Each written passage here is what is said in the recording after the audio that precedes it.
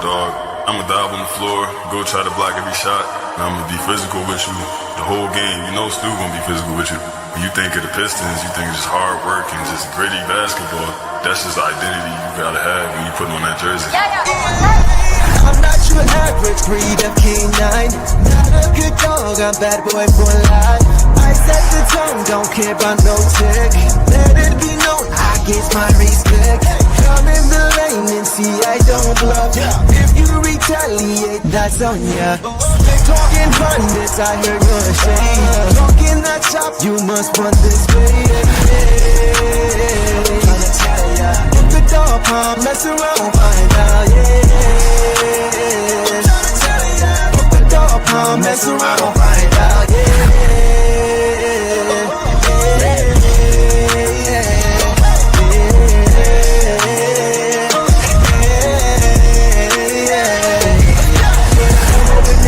For some barbecue sauce, boy, you better cough a hill, cause I'm like that.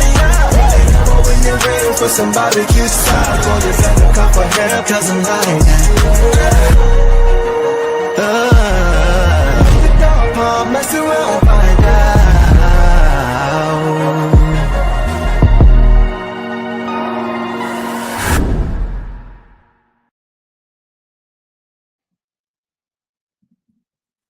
There we go. Why can't I see myself? Okay. Sorry for that little hiccup. What up, though, everybody? Welcome back to another episode of the Downtown Deuce Show. Hope everybody is having a great Sunday night. Returning to the show for us is our man, Eric Vincent, a.k.a. E. Vinny, Clutch Points beat writer for the Detroit Pistons. E, what's good, my homie? Good, man. Good. Been a chill weekend. You know, happy to be here, wrapping it up with some Piston basketball talk. How about yourself? Hey, same here, bro. Same here, bro. We're inching closer and closer to the regular season. See you guys in the chat. What's going on, everybody? James, what's going on? So definitely, man, we're going to get into some things. We got a few topics for you guys tonight, a few Pistons subjects on deck. We are inching closer and closer, like I mentioned, to the season returning. And now that the Pistons regular season schedule has dropped, we know exactly when that will be. So let's go ahead and start there, bro. Let's talk about the Pistons schedule. And that's something that a lot of people have been talking about lately. So a couple days ago, the Pistons dropped the regular season schedule that was released. And for me, bro, like, if I told you, bro, this time last year, right? If I told you this time last year that this year the Pistons will be playing 1 out of every 5 games on a national platform, what would you say? I think they'd probably be getting set up and playing some tougher teams, like serve up on a platter for them to look good. That's what I would think they would be doing. Bro. I'm shocked. I'm shocked they've gotten to this point, but I love it. I love this growth for them. This is huge. No, this is definitely a big deal, bro. Like it's this for this to be happening now, for them to have as many games that they have now, like it's just crazy. I can't remember the last time the Pistons had this many national games. 16 national games. 16, including 4 on ESPN and 2 on NBC. And I'm really looking forward to those NBA on NBC games. But here's some of the games, some of the national games that they have here. Starting with October 27th, they play Cleveland. Then they have the Mavs on the 1st of November. Then they have the Wizards on the 10th. Then they have the Cavs or the Hawks on the 18th. The Celtics on the 26th. Then the Knicks on January 5th. The Celtics on the 19th. The Rockets on the 23rd. The Knicks again on the 6th of February. And then the Knicks again on the 19th. And then they move to the Spurs on the 23rd, the Cavs on the 27th, the Sixers on March 13th or March 12th, and then the Hawks on the 25th, OKC Thunder on the 30th, and the Milwaukee Bucks on April the 8th. So like I mentioned, bro, this is unprecedented, at least in the last couple of decades, for the Pistons to have this many national games. So 6 of those games are also going to be, as you saw, on Peacock, and 4 of those games are going to be on Amazon Prime. I'm going to just get League Pass and call it a day, bro. Like, I had all the different packages before, like, but at this point, I'm going to just get League Pass and call it a day. Like, what are your plans when it comes to watching all these games? Because they're not making it easy for us right now. Yeah, I was going to see if you wanted to go on a pool. You know, we try to get a little back burner account, let us slide with this one little login right quick. But we'll talk about that later. Yeah, no, we throw in the pot. Right. We definitely can work on something for sure. But do you have any games that you're focused on watching? Like, what jumps out at you? Yeah, I'm the Peacock games and the national games are a big deal. I mean, granted, again, you got 16 out of 82, so that's about 20% of your schedule being in, a national spotlight position, especially when they're trying to incorporate streaming in different areas like where Peacock and Prime. Like, that's a big deal for them. And using the Pistons where they could have just had, all right, we're going to have Luka play Dallas 100 times, or we're going to have, LeBron in LA or Kevin Durant, whoever. Like, they're not just strictly leaning on those like legacy players and legacy teams. They're giving the Pistons a shot. This isn't just like a here, damn, take it. Like this isn't the unplugged controller. Like they're giving them a chance to show, hey, this is your moment. Let's see what y'all do with it. And I think the Pistons did a great job of kind of earning that last season. We got a lot of spotlight based on that Miami game where Cade hit the game winner. Had an awesome fourth quarter, really good closeout situation for him. And then even other games, the Sixers game, I think it was on ESPN, where they missed three of their top guys or two of their top guys, and they still managed to win. But yeah, I look at these national games as a big deal. Another spot is not really like one game, but one thing that really kind of caught my attention with the schedule is the West Coast scheduling that they have for them. And normally for the past couple of years, we've seen the Pistons get some brutal back-to-back, some brutal like West Coast road trips they had to go through. They only really have one, and it's in December. So they kind of get it out the way in the middle of the season. It's not going to linger towards the end of the year. If they're healthy around that time and they can get out alive with a few wins, I think it's 4. And they're playing Portland, Sacramento, Utah, Clippers, and Lakers. So 5 games. And really aren't like just those aren't games that you're shaking looking at ahead of your schedule. Like I think those are some games where the Pistons can fight and make those guys sweat even on the road. So this it's a lot of areas here, whether it's in the national spotlight, the West Coast. It's a lot of areas where the Pistons can kind of prove that they belong on this main stage. And I think they're in prime opportunity to take advantage of it. So we're going to take a look at this here. Shout out to Natalie Kerwin. She was the first one I seen to post a schedule. So we're going to take a look at what she has here for games that we're looking at. Yeah, you made some good points, especially with that road trip in December. I actually didn't peep that. But like you said, thankfully, it's not an extremely tough road trip to where you're playing back-to-back, teams are contending for championships, something like that. So this is a little bit lighter. And I think the Pistons, for the first time, we really can't complain. It seems like every year there's a spot or two, many times or two, where you're like, bro, this is brutal. Come on. Right. And it doesn't really seem like that's the case this year, just looking at the schedule. And I think that's a good thing for them. Like you mentioned, I think they really have earned a lot of the things that are coming to them, including the national games, including, not a lighter schedule, but something that's a little bit more feasible that they can kind of really work off of. But when I was looking at this, bro, one thing kind of jumped out at me. You mentioned December. Let's take a look at November. Okay. I feel like November is a very important month for the Pistons. Just looking at the teams they play, I think they have a shot here to kind of really, I would just say kind of like work on really getting a 5 or 6 game winning streak, something like that. I can really see that. Just looking at the schedule here, you see that they need to take advantage of November, bro. Like, look at these games here. They got Dallas, Memphis, Utah, Brooklyn, Philly, Washington, Chicago, Philly again, Indiana, Atlanta, Milwaukee, Indiana, Boston, Orlando, and Miami. So they need to take advantage of that part of the schedule, I think. And one of those games, as we saw, is against the Bucks on the 22nd. I think this is a point where they can really create some separation early in the East, something they really didn't get a chance to do last year. They had to really work their way up for most of the year.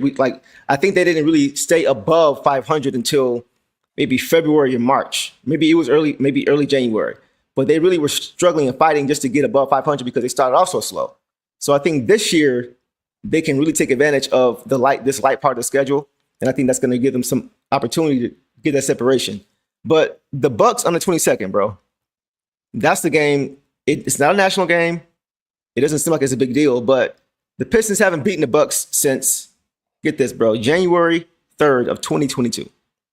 Yeah, that sounds right. January 3rd of 2022. We've lost. We've lost to them 13 straight times. 13 straight times. So I'm penciling that game on the 22nd as a dub. I think that's going to be a game where they look to get off the slide and end that streak immediately, especially now that the Bucks are a team that isn't as recognizable as it used to be. They're not quite the same as they used to be. And I don't know about you, but I am absolutely tired of the Milwaukee Bucks.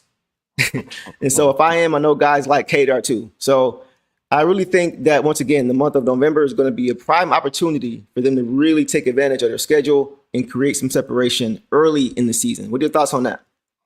Yeah, I totally agree with you. I think we've seen over the past few seasons, the Pistons, I mean, obviously they, didn't win a whole lot of games prior to last season. So they didn't really have much opportunity, whether it's due to injuries or just a tough schedule, to really get off to a victorious start to gain momentum heading into areas like the in-season tournament or the All-Star weekend. Like they didn't really have a good, opportunity to kind of get on the hot streak.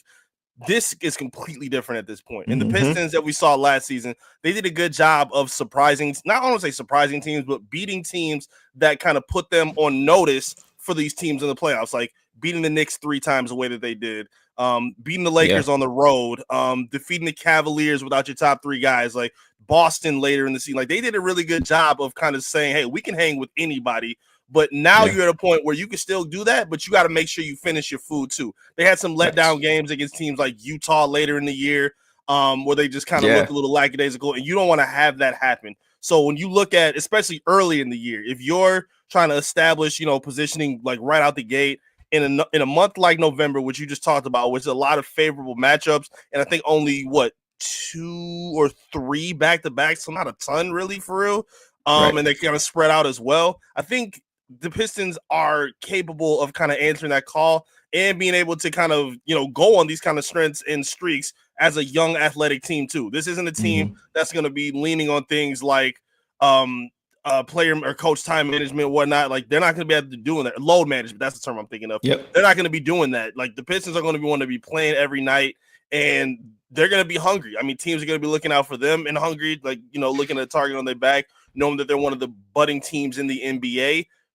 November's a month you got to take advantage of. Early we're talking about the start off the year, like, going to Chicago, even beating Houston, like, and then the home games as well. Like those are games that they can, kind of get off to a bit of a streak, at least where you can take 1 or 2 of those games and then get off to a roll come November. But yeah, that's a finish your food month where you got to make sure you're beating those teams that you should be beating come November.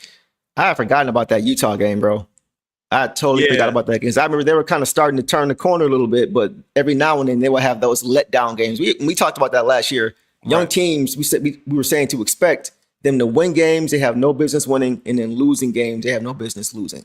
And that's just kind of what happens with young teams, just playing up and down to that competition. We talk about that all the time.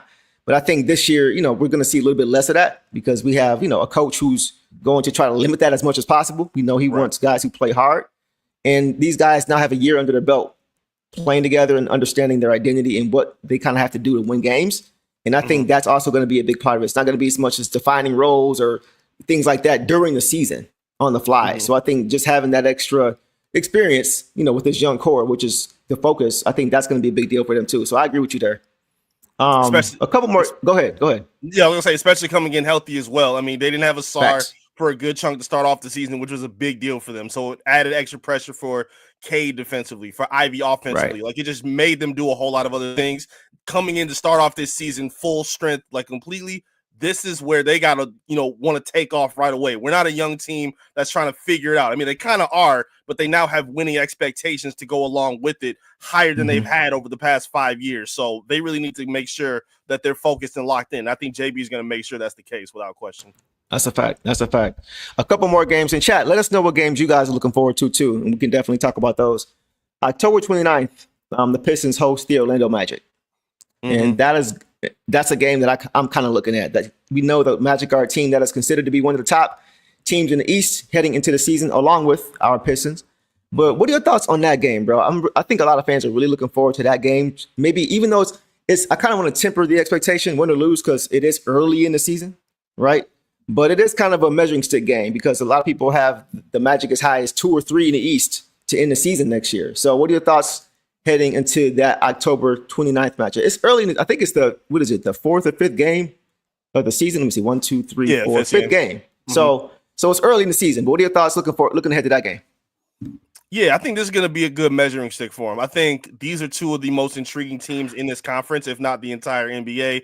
Kind of on similar trajectories, young teams, young cores, but you could argue, as you see a lot of these predictions and a lot of these projections, where Orlando has a little bit of that, momentum ahead of Detroit just because they were able to go get a guy like Desmond Bane. Detroit hasn't taken that next step because we've already seen Orlando in the postseason a couple times. They did a really good job, I think, in the first round against Boston last season, and they've made improvements, and they've shown that they're able to play and win throughout injury as well. I mean, losing Paolo for a long time is like they did last season, and still finding ways to win and be competitive without him.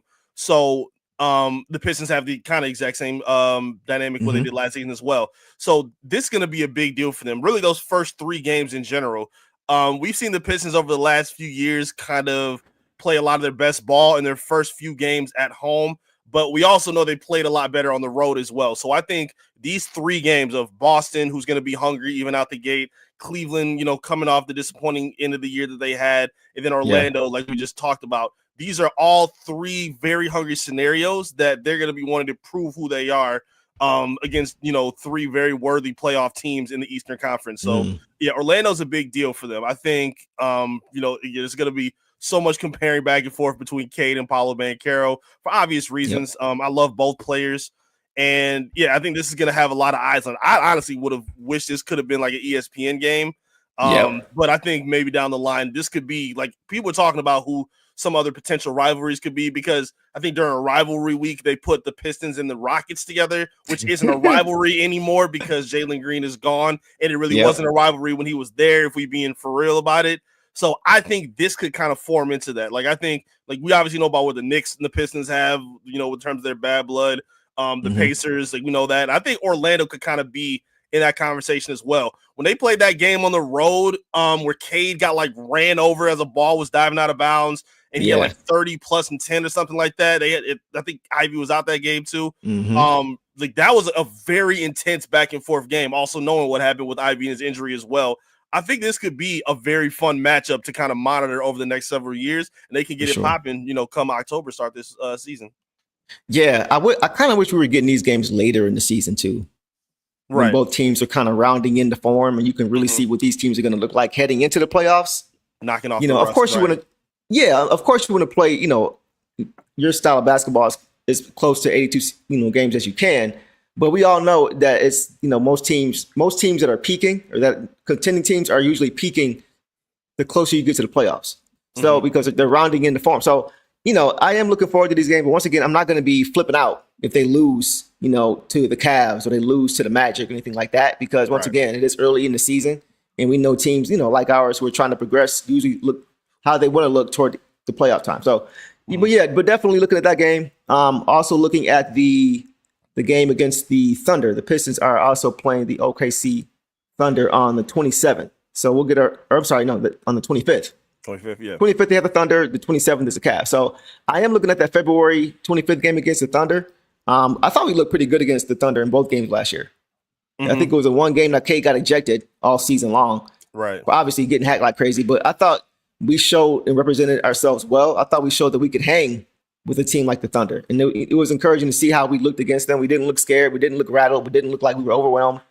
We just looked like we were playing. We were playing our style, and we were just, we were kind of going blow for blow with those guys. It seemed like in both of those games. So what are your thoughts? Anything jump out at you was kind of with regard to that game? Because, now they're the champs, and they have a lot of expectations heading into next season. So with the Pistons trying to get to that level, what are your thoughts on the Thunder and what that could look like playing against them? Yeah, taking a shot at the champs is always a way to, put your name on the map. They did a really good job of battling back and, dealing with the Cade ejection, which was still kind of crazy. That was the crash out, post game from JB Biggerstaff that kind of went down as well. And if I'm not mistaken, I think the second game when they played on the road, I don't know if it was Cade.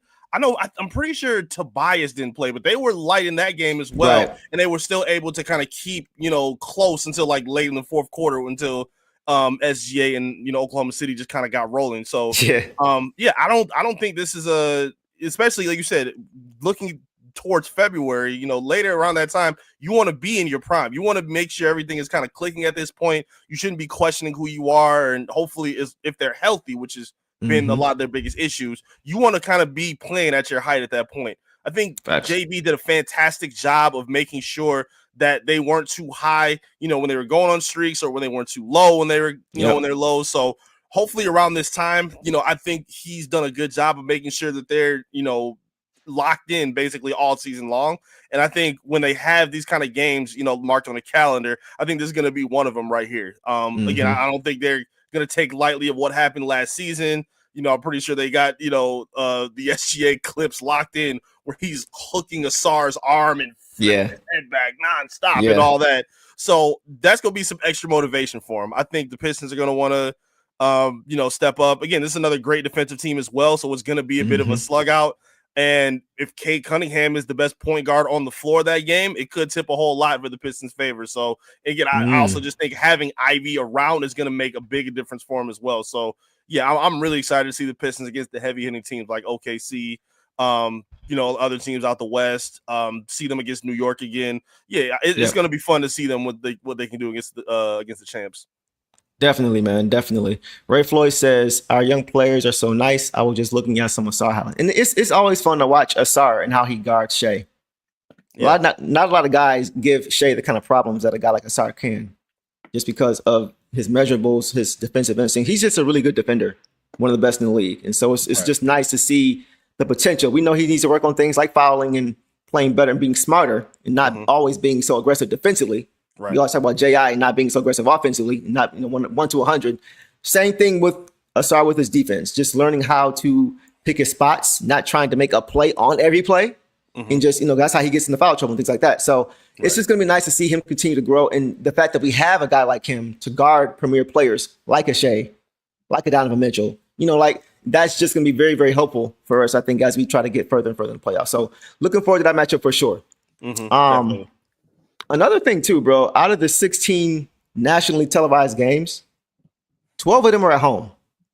Yeah. I thought that was that was pretty cool to see. So the league is going to get to see a lot of LCA this year, which I think is dope. I think that's super dope. So Pistons fans, make sure you guys are all the way turned up, man, because we definitely got to be in the building for these national broadcasts. We want people to see that we support our team. I think every game, that should be the goal. For every one of those games, be sold out. Every single one of them.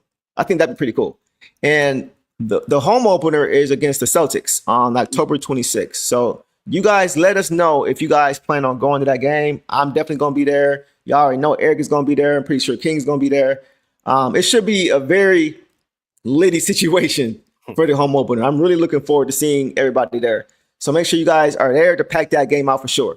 But Eric, bro, the difference a year can make, man. I was thinking about this too. Just the difference a year can make. I don't know about you, but I am very much so looking forward to watching the Pistons on NBA on NBC. With that John Tesh Round Ball rock music playing, theme music playing. Yeah, man. Oh, bro, that is going to be so epic. Like, check this out. I looked this up, actually. The NBA on NBC, that ran from 1990 to 2002. So we never got a chance to really watch our Pistons consistently when they were good on NBA on NBC. Outside of 90 when we won and 91 when we went to the conference finals and got swept by the Bulls, like that was the last time that we got to see them when they were really a good team. Like when you think about that song, I don't know about you, I think about MJ, Shaq, Barkley, Penny, Hakeem, you know what I mean? Ewing, David Robinson, like those guys. Absolutely. So it's cool because like I actually got a chance, little funny story, I got a chance to perform with John Tesh years ago as a kid at the Fox Theater in 96. Okay. Yeah, I was about 10 years old. I got a chance to perform on stage with him. Nice. So being able to watch this team, this iteration, this rising team on NBC with that music, it's just going to be epic for me, bro. And the November 18th on the road game against the Hawks and the January 19th game at home against the Celtics are going to be the games that are on NBA on NBC. So those are two games that I definitely have on my list. But what are your thoughts on that? Like, do you have any memories of listening to that music?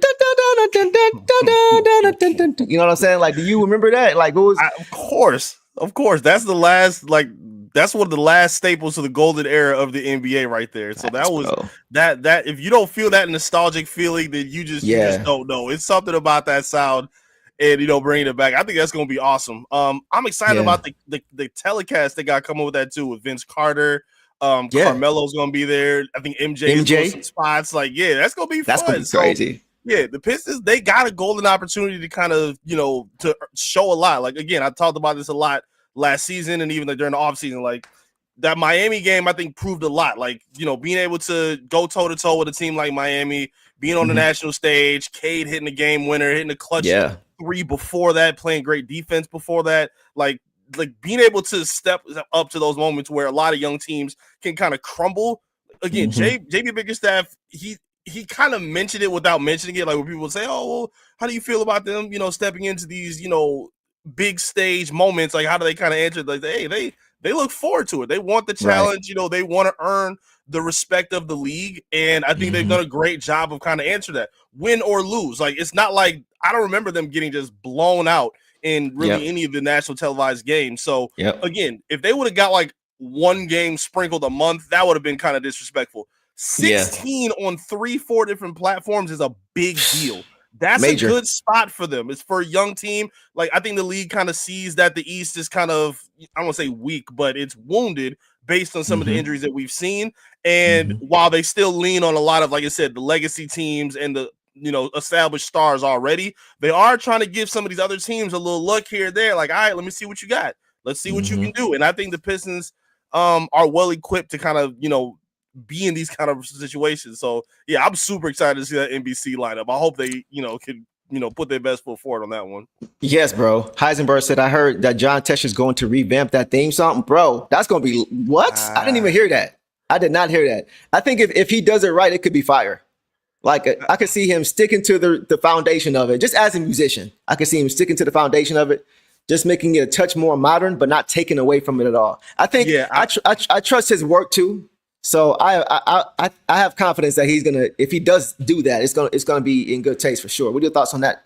I'm nervous because I'm the person in entertainment that don't like remakes when they don't need it. I don't like sequels when they don't need it. I don't like the the extra fluff to the classic stuff. Like if you do this and put Little Baby on it or some singer, like please, I don't want to hear that. It don't need to be modern. It's already gold how it is. Like bring it back. Make the NBA happy. If the new one's over, I don't care. Let it rock. Don't tamper with it too much. Like I'm not trying to hear a Metro Boomin like spin on it with that. Like please don't do that.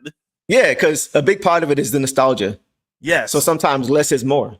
Exactly. So 100%. 100% agree with that. I hear what you're saying. Like don't go trying to modernize to the point where you're like actively just trying to like bring in a certain crowd. You know what I'm saying? Don't be blatant with it like that to please where you're don't.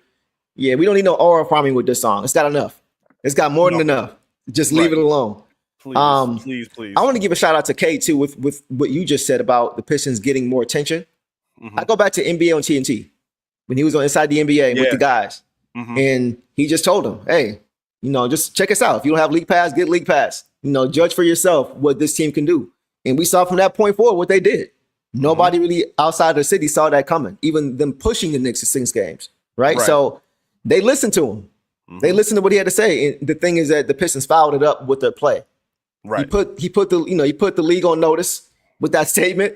And then they said, okay, show them what you got. And the Pistons went out and they did it. So I think as a result of that, they're going to make it a focus to get more eyes onto the Pistons. And that's why I think they have so many games. It's because I think now people are curious. I also think it's important the brand of basketball that they play. The Pistons are not running around trying to mimic the Warrior style or play like the Celtics. The Pistons play their own brand of basketball. We hustle. We prioritize every minute, every possession. We play defense. Like we work every single time we come up and down the floor, and we're gonna make you work as well. So I think it would be kind of, I don't say disingenuous, but it would look weird if the Pistons were trying to play the modern style of NBA and try to like suit to where the league is going now. Like, no, we're going to muck things up and play the way we play. We know what our style is. We know what we bring to the league. JB, again, he talks about this all the time. Like we talked about last season, by March, we want to know what Piston basketball looks like. At this point, there's no question about what Detroit basketball looks like. They know what it looks like. They know how physical they play. They work and rebound. You have stars that play great. You have transition buckets. They're exciting. Like one of the best plays of the season was Cade lobbing the ball off the glass to Asar against the Timberwolves when he had a 40-pointer in the same game. Like, so they have that excitement factor. They're not just going to be a boring team. I like that the league is kind of giving their style and brand of basketball some respect instead of, okay, well, if you're not shooting 30, 40, 53s a game, we don't care. Like, they're giving them a little bit of an olive branch to be different. And I think that's huge for the league specifically. Yeah. And I think too, I think what helped is seeing teams like the Pacers who play similarly as far as, how they want to play, organize, how they play the game. Right. I think that kind of bodes well for the Pistons too, is to see they don't do it exactly the same, but you see they play team ball. 1 to 12. And that's something I think that was encouraging to see last year, that both teams that represented the finals both had deep teams and they both played team basketball, and it could be anybody on any given night on either side. Right. And I think that the league likes it. I think fans like it. I think we've seen a lot of, star-laden teams, top heavy teams with a bunch of mid-level exception guys and on their teams in the finals and things like that. And it's like, okay, that's cool. But it's kind of starting to get to a balance point again. It's much more balance as far as teams and as far as competition. You look at the Western Conference, nobody knows what's going to happen in the West next year. We know the Thunder are the champs, but there's 4 or 5 teams you could really say could come out of the West. So I think that parity and the balance kind of plays and bodes well for the Pistons. It's like, oh, it's another up and coming team that also has that ilk to them. So I think people are just curious now, and now they get a chance to see what we've seen for a while. So with that, bro, anything else on that? No, man, I just love it. I love where this is in terms of the direction of the league. I love this respect for the Pistons. I mean, this is something that fans and the community have been talking about for a long time. Seeing guys like Cade kind of get overlooked and disrespected. People kind of pushing the same conversation now with things like the NBA 2K numbers. But granted, that's a side deal. We're not super worried about that. I think seeing where they are now in terms of getting, national televised games, obviously Cade earning himself all-star mentions, NBA, all-NBA mentions, pushing a team like the Knicks, who was a contender last year, to the brink. I just think they're doing a really good job of showing, what the league can have in terms of what their product is, because I mean, they're checking all the boxes. Again, it's workhorses on that roster. There's a star on that roster. There's stars in the making on that roster. They have a coach that cares, a front office that's doing all the right things. The Pistons are checking all the right boxes. It's just in terms of how they can keep growing it and how they can keep it intact. And I think they're really doing the right thing in terms of keeping it on the right path. Yeah. And Devon said something, good point too. He said, with LeBron, KD, Harden getting old, it's going to be less buddy. So I think that's kind of a thing too. It's like the passing of the torch really is happening. These guys are not getting any younger. They're getting older. They're starting to slowly show a little bit of their age as they get older, which is natural, right? Father Time's undefeated. But I think now it's like, okay, who's next? And I think Cade is one of those guys who was next.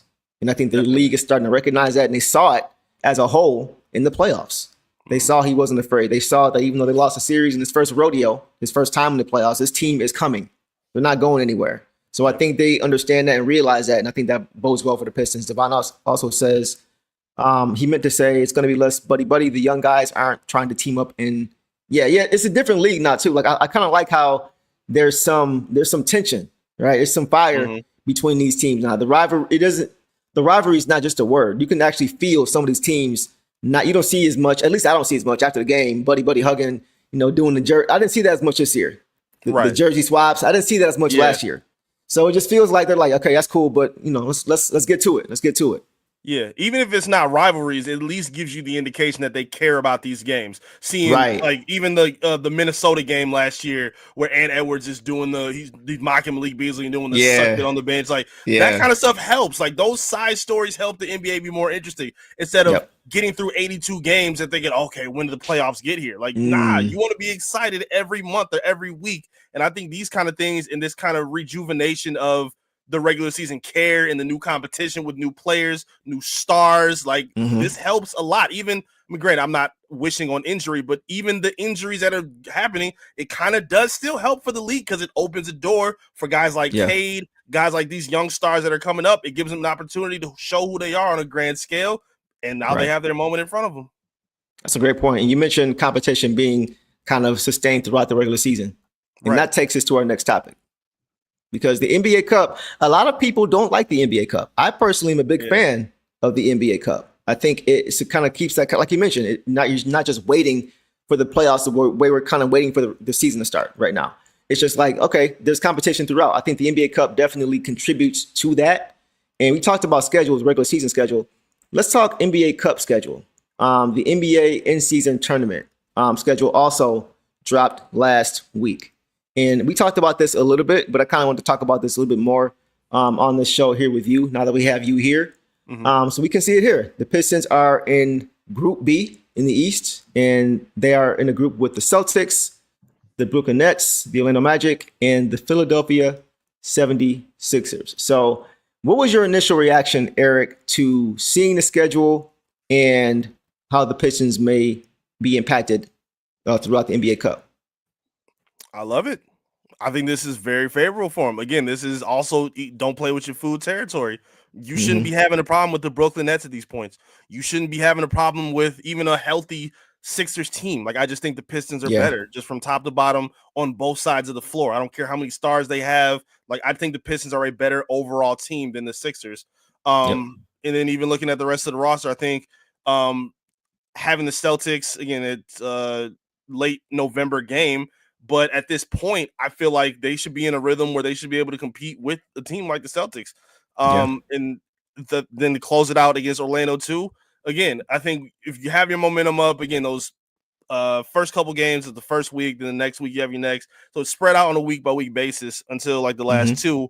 And I think at that point, they should be kind of ramping up into form. Like Tobias talked about last season, like they cared about that. They cared about, obviously how much money they could have got out of it for a reward, but also being in a situation where you're playing in a playoff type atmosphere. Like, granted, it's not like, obviously it's not the postseason, but it still gives you something to care for. Like, if obviously some of these players don't need the money, but some of the other guys do. Like, it's something important to play for. It makes it a little bit more entertaining.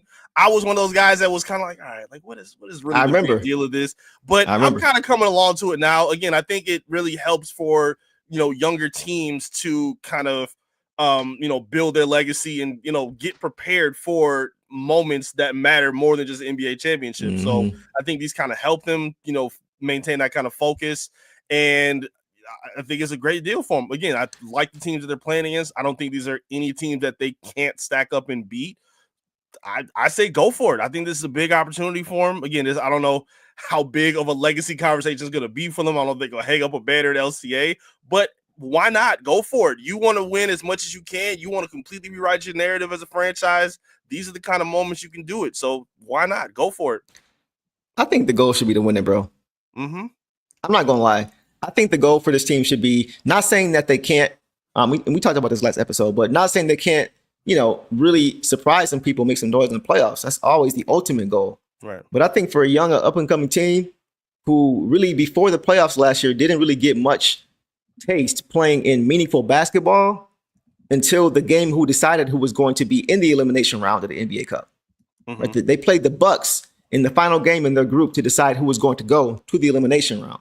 And that was an important game for them. That was probably the most important and meaningful basketball game with something attached to it they had played in their career as far as the young guys, because none of those guys had played anything close to playoff basketball. And before the NBA Cup, there really was nothing to play for. So I think this is something they should strive for. We always talk about steps with this team. It's all about steps, right? It's building blocks. You can't try to be a team who won 14 games to winning a championship in 1 year. It's not realistic. It takes time. You have to make certain progressions. And I think this would be a good progression for them. You look at who won last year, the Bucks, Milwaukee. Yep. Who they beat played against. Yep. The last. Yeah, and they beat the Thunder. So it's like, so it's not out of the scope of reality that they could go and win this thing. We know that the Bucks are nothing of what the Thunder are as a team, but in a one-game elimination, you can catch teams off guard, right? When you play to your strengths and you play a certain way. So I think this is a goal that they could attain. And I really think they should strive, because I think that will even more so give them confidence going into the playoffs. If they can at least progress in the NBA Cup, it's something for them to shoot for. So I'm all in on them trying to win the whole thing, bro. I really think that is something that could be a huge building block for them as far as their confidence. And once again, man, they can catch teams off early. They can catch teams off guard early. The NBA Cup happens early in the year, right? So we know the Thunder we saw in December was not the same Thunder we saw in June. Right. So they have the opportunity to try to catch teams off guard, try to hit them in the mouth, punch them in the mouth, and just try to win a few games in a row, which we know they can do. They're probably going to do in their schedule throughout the season. So why not do it now? So I think it's a really good opportunity for them to try to go and win that thing, man. I really think they could do it. Yeah, I'm with you. I don't like how, like the league and sports in general, like, people talk a lot about ring culture and things of the sort like that.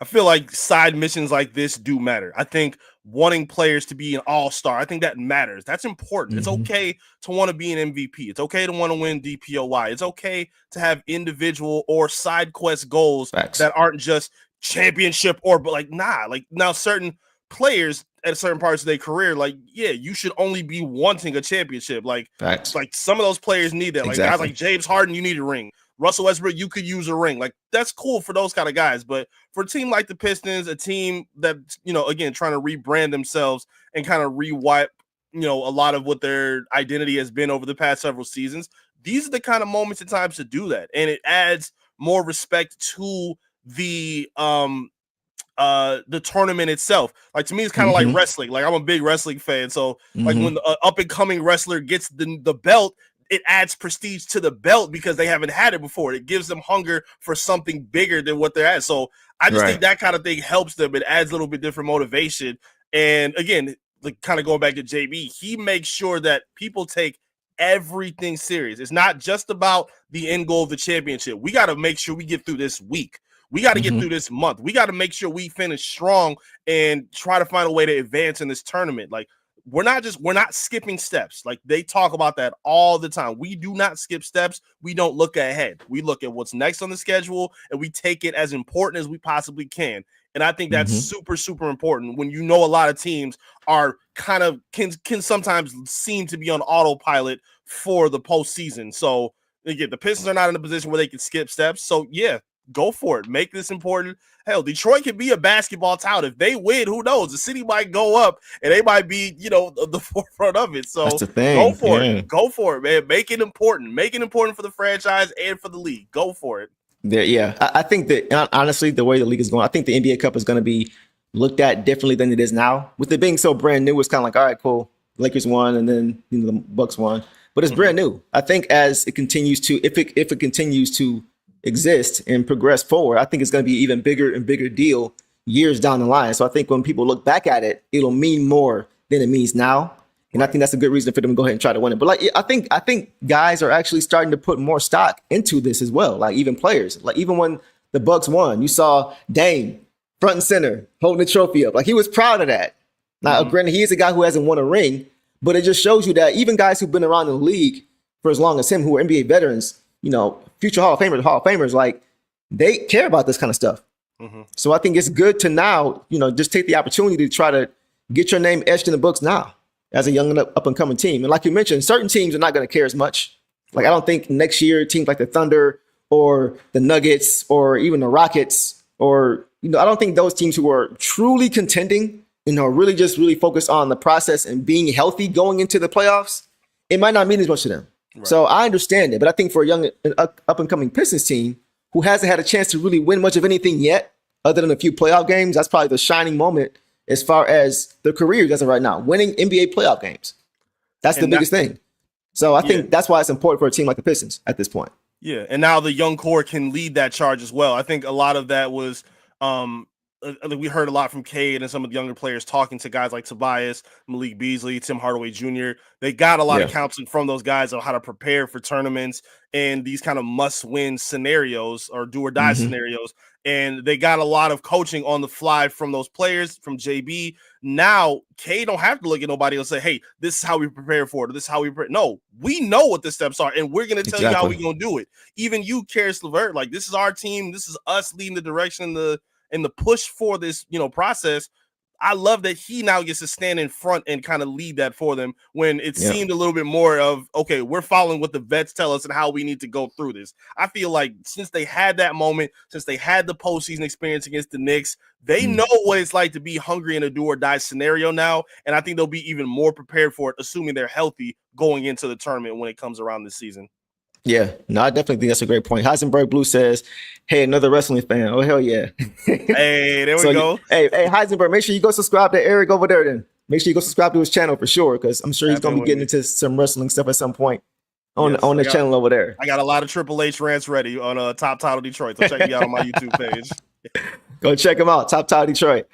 All right, man, let's move on to our next topic here that we've kind of talked about a little bit. The Bleacher Report projection went out for every NBA team as far as the win-loss record for next season. So I kind of just want to go through that with you. We can look at every team briefly, but we'll focus on the Pistons and kind of look at what we think is going to happen based on what they think is going to happen. So let's go ahead and take a look at that. We'll circle back to the Pistons.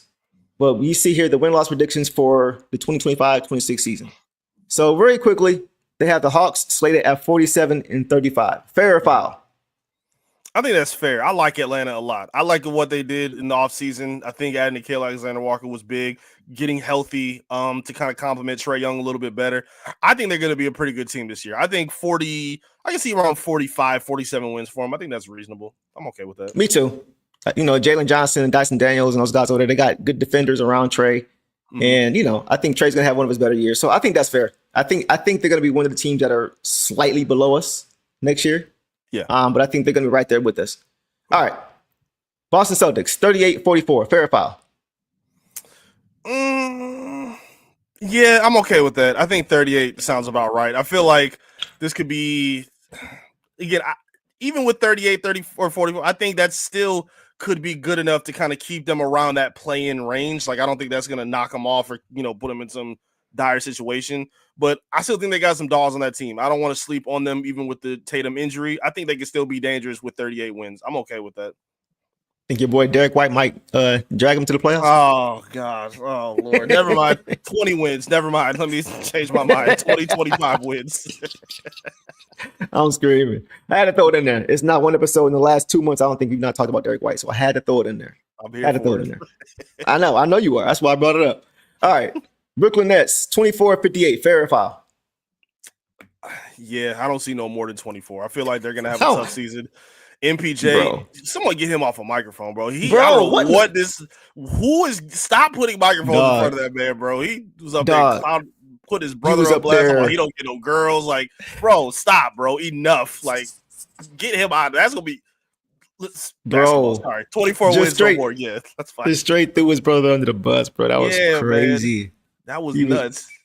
He was like, my problem was, wasn't money. It was the women. He had a problem. I'm like, bro, why you like, dog, screaming? He's like, I got all this money, but I had no problem with the women. My brother, he wasn't blessed with that issue. Like, bro, why would you say that? He already, like they said on the Jeff T, he already fighting demons. Leave him alone, bro.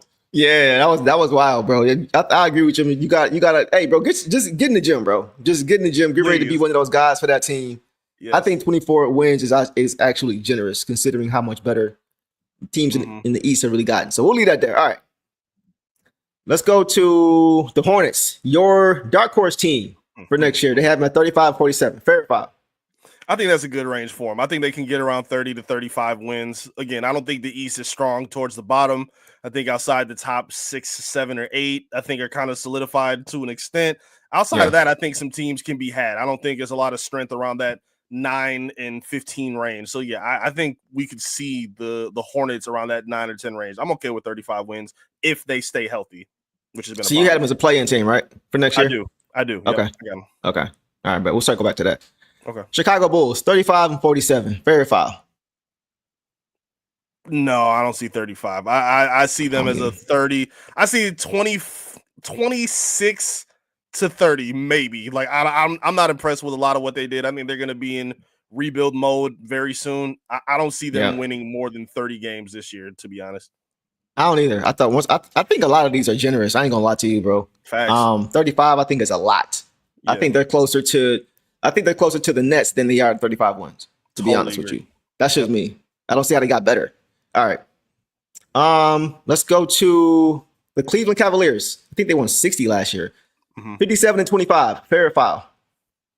I'm okay with that. They're reminding me of like the Mike D'Antoni Suns, where they just flourished through the regular season, and then the postseason is where they kind of got to make their name, and they've been struggling to do that over the past couple years. But for regular season conversation alone, I'm okay with 57 wins. I can see them finishing between 50, 55, maybe a little bit over. So I'm okay with 57. No problem. I think so too. I think the focus for them is probably going to be more so how are we able to sustain this in the playoffs.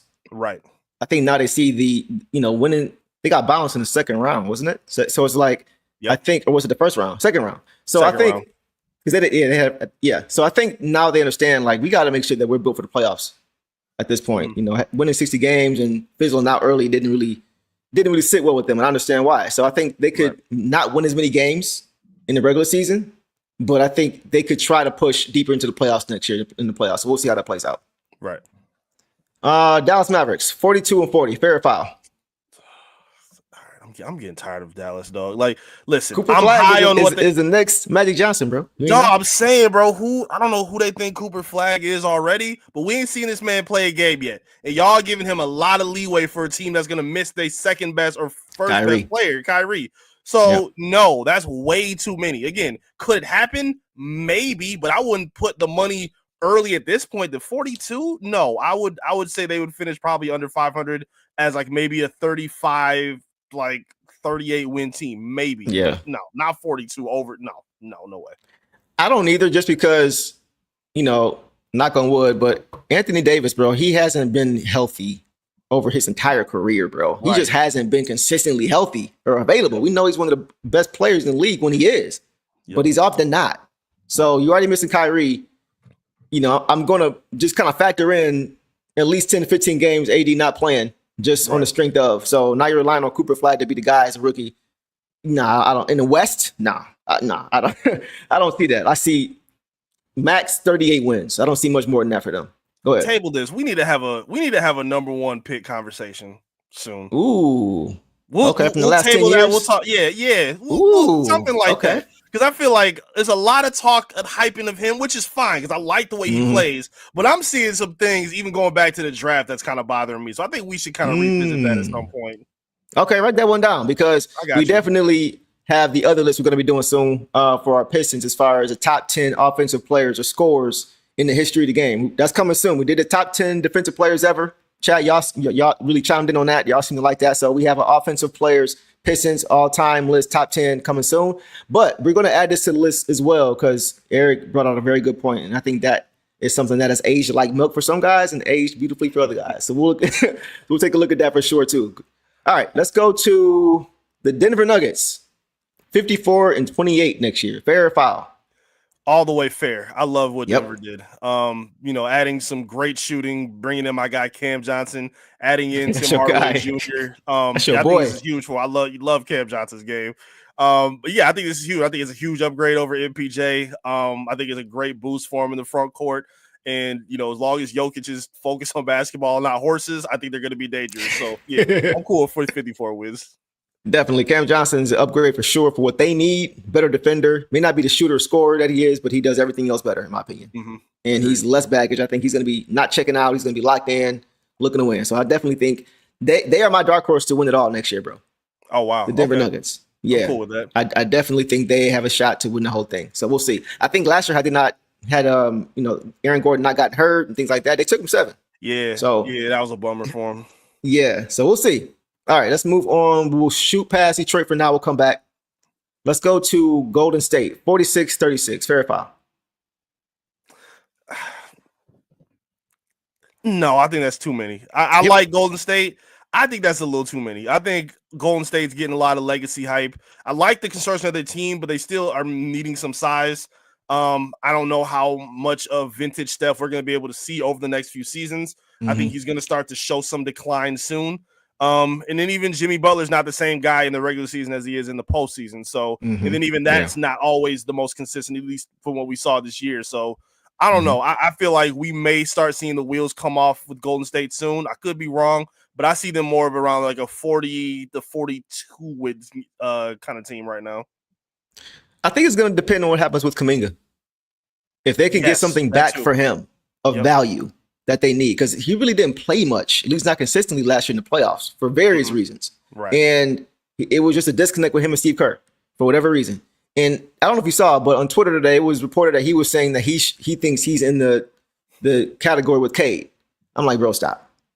So the Lulu was real. He's a top 10 player now? Oh, okay. I guess so. Like, listen, I'm all about betting on yourself, but you can also hurt yourself too when you don't know when to kind of pull back a little bit. And I think he's kind of doing that right now because now teams are looking at him regardless of his talent and they're like, he's everywhere you look, you see him now talking about how much better he thinks like. It's kind of like Cam Thomas in the same, it's kind of similar vein. Like I'm better than. It's just like, all right, cool. Those kind of things you worry about when you all constantly hear that, because it's more about you than it seems like than anybody else.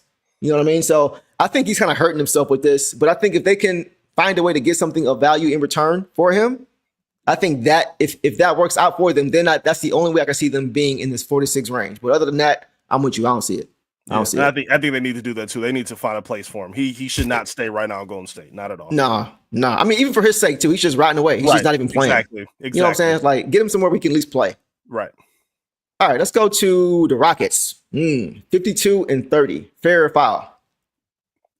I'm okay with that. I think 52 to 55 wins is good for him. Hey, Kevin Durant is going to be a monster as long as he's walking. Again, I think he can be, this, prime scoring machine that we've seen over the next few seasons. For a lot of the guys that are aging and getting older, I don't have any worries about his game. Even though he's dealt with some injuries, I still think that jump shot is lethal. And I think he's a perfect complement to what Houston needs next to Amen Thompson, next to Şengün, bringing back Fred VanVleet. I think they have a really good core of guys. They just didn't have a number one scorer to lean on. And I think he definitely makes them that 52-55 win team. 100%. Even in a tough Western Conference, I think they're head and shoulders top 14 easily. And I think we're going to have 3 or 4 teams in the West that are 50-plus wins, maybe even 55-plus. I think there's going to be some separation in the West. Even though it looks tough right now, I think those teams are going to separate themselves.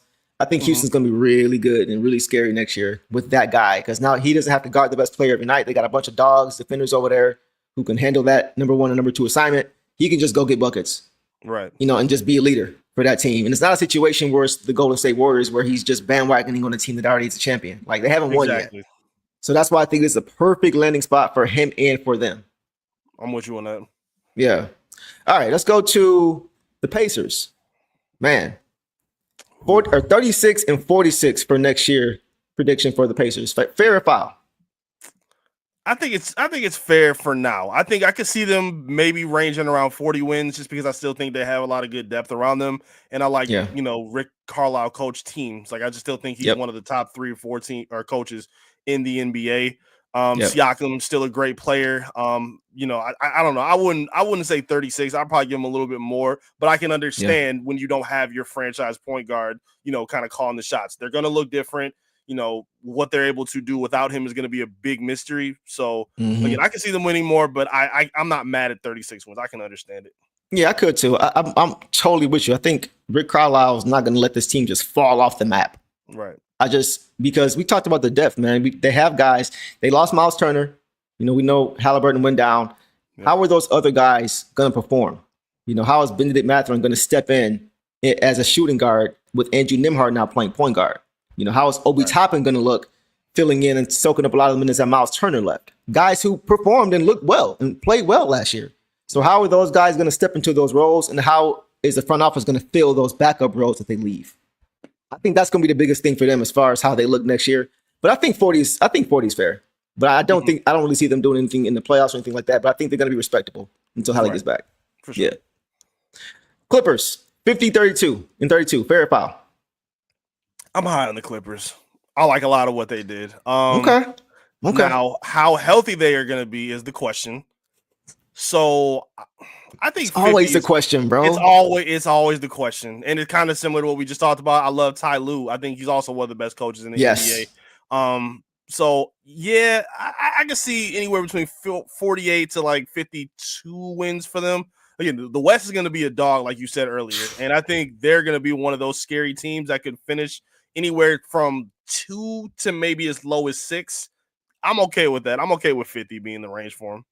Okay. It feels like Groundhog Day for me with them, bro. It seems like every year, this is a year for the Clippers. This is it. They got this guy. They got that guy. Like, I don't have any confidence in them, bro.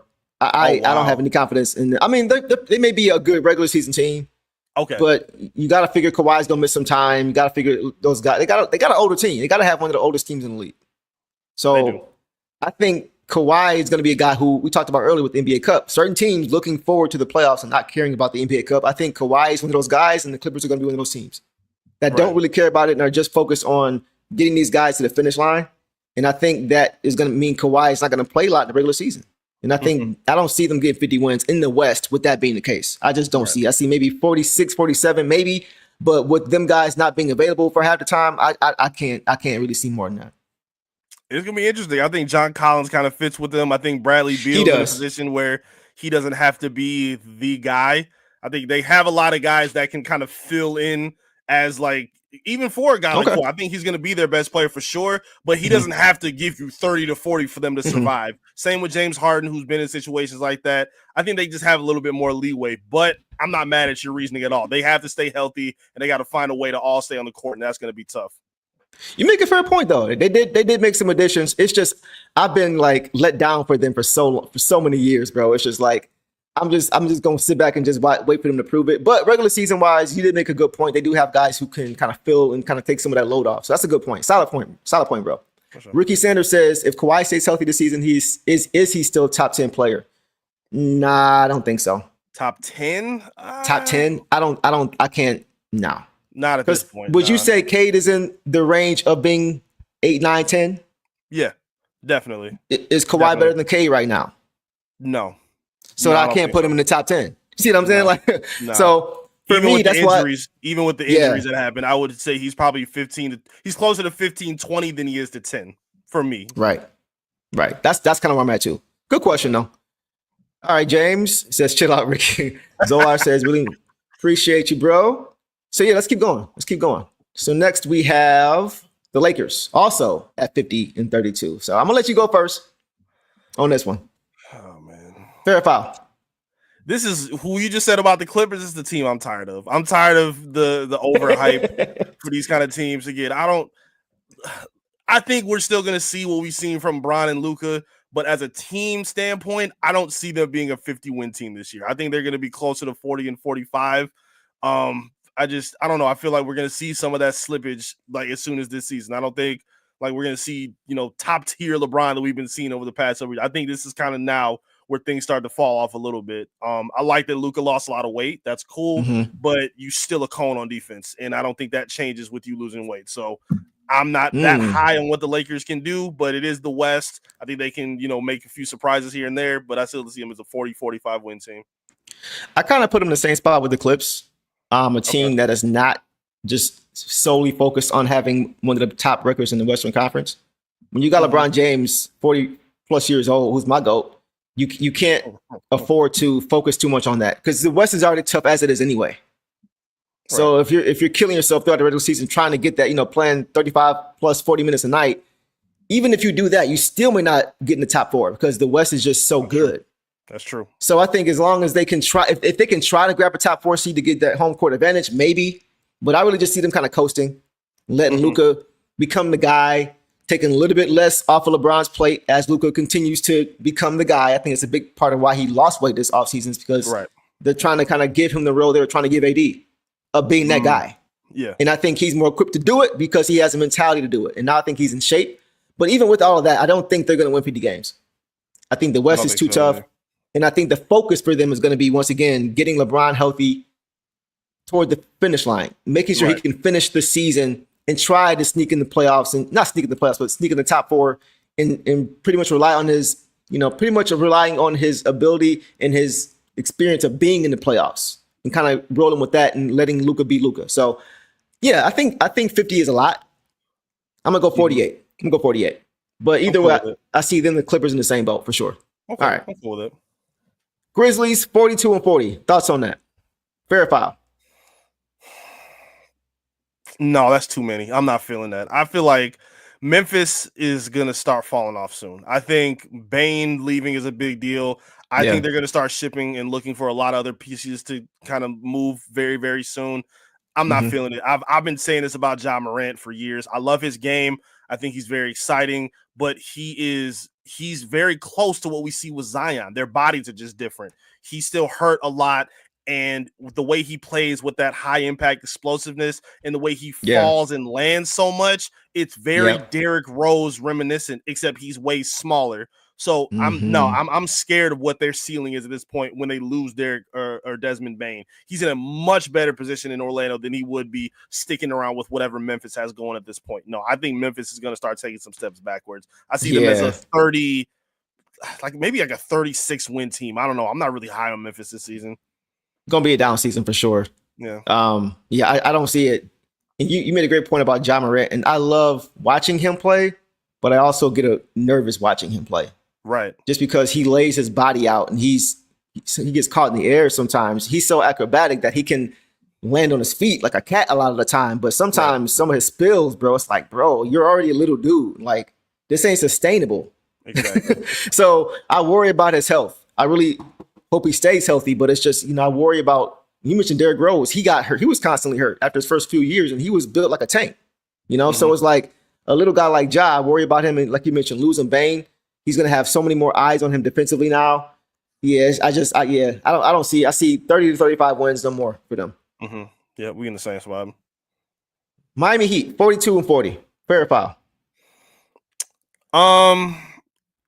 No, I don't think 42, but I don't think that few. I still think there'll be a play-in team.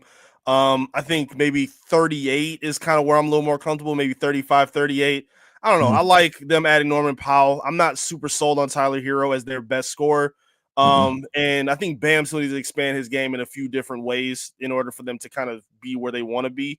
I feel like they're kind of teetering in that purgatory area where they're not good enough to contend for a title, but they're not bad enough to kind of hit reset. On their team, which is a team they're not really comfortable with being anyway as a tanking type of team. So I'm not really high on Miami, but I also don't think they're going to fall off a cliff either. I think they'll be a play-in team and probably be done as soon as the play-in or the first round and probably just be a 38-win team. Yeah, I have them in the Indiana Pacers boat situation as far as being, mid team. I think that's a bad place to be because you're not going to get a lot of draft capital that it has a lot of value, and you're also not going to advance in the playoffs. So I think it's a bad place for him to be. But I think you made a great point about Hero. I think Bam's going to have to be. He's got to take some steps offensively. I think if they're going to even try to do anything. I don't think, like you mentioned, Hero being the guy every night. He's good. He's a really good player, but I don't have confidence. He takes a lot of bad shots. He's not really the most efficient player. I think Bam needs to be the best player on that team if they're going to try to do something. So we'll see what happens with that. But yeah, I think 42 is. I think that's a little generous. Yeah, me too. Milwaukee, surprisingly for me, I'm going to just let you know, this surprised me. 45-37. Fair or foul? I don't know. I think it's not terrible. I could see them maybe, like if Giannis just, comes out on a tear and still playing MVP ball, I could see that being enough to carry them to between maybe 40 to 43 wins. 45 is not terrible. I'm not mad at that just because of the, resume he's built up this time. But his team does look a lot different than what we've seen over the past few seasons. I feel like if there is a time for them to take a step back, it could be this season. But he's still so great. I think he's better at elevating other guys. His mid-range is still coming along strong. So I still think they could probably range around 40, 45 wins. I'm not mad at that. Yeah, I think that's a lot for them, bro. I don't think they're going to get that many wins. Okay. I think this is the weakest team that Giannis has had since he's at least in the past 5 to 7 years since they've been contending. I think Miles Turner was big for sure. Yeah. But I think outside of that, they really didn't do enough. I think he needs to have a career type season for them to get to 45 wins. The point guard play is really going to be something that left it like leaving a lot to be desired.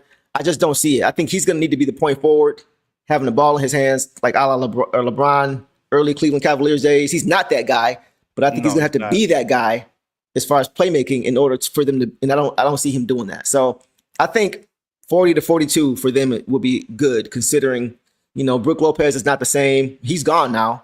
And they just lost a lot of, and they replaced him with a younger Brook Lopez, I guess, and Miles Turner. But I just don't see them sustaining it all season. I just don't see it. So I see them as 40 to 42 tops. I'm cool with that. I feel you. Yeah. Let's go Minnesota. 50-32. Fair or foul? I think this is good for them. I think they had a pretty good offseason. I can see Anthony Edwards kind of being the leading MVP conversations. I think they could be a 50-win team. Again, the West is not going to be easy. They're going to make them earn a lot of it. I'm not buying this so-called new Rudy Gobert jump shot that they keep trying to troll online with. Knock it off. I don't care. I'm dead. I'm dead. But I like a lot of what they have. I like, Dillingham taking a step forward next season, hopefully. Yeah, I can see them being a 50-win team. I'm okay with that. Yeah, same here. Nothing to add. I agree. Okay. All right. Let's go with the Pelicans. 25-57. Sheesh. Why they do Zion like? Why they do him like that? That picture is bad funny, y'all. It's like, y'all know what this is. Come on, dog. Y'all know we ain't going nowhere next year. Y'all know we ain't going. Bro, okay. So 25 wins. Fair or foul? Yeah, that's fair. I'm not high on what the Pelicans have. I mean, I like some of the pieces that they have. I mean, I think Zion's still a great player. I think Trey Murphy needs to change the scenery. I don't mind them having Jordan Poole, but I don't really see them winning more than 30 games this season. I feel like we're going to still see the same injury problems with Zion, unfortunately. I don't think a Jordan Poole's a guy that elevates everybody around him. And again, I just think Trey Murphy needs a different scene. I think he needs to be a 2 or 3 guy on a winning situation, and I think he can help elevate that roster. But I don't see him helping out with what the Pelicans have at this point. No, I think this is definitely a 25-win team for sure. This is a little off topic, and I'm with you. Say Bees comes back, and we're just like incredibly deep on our bench.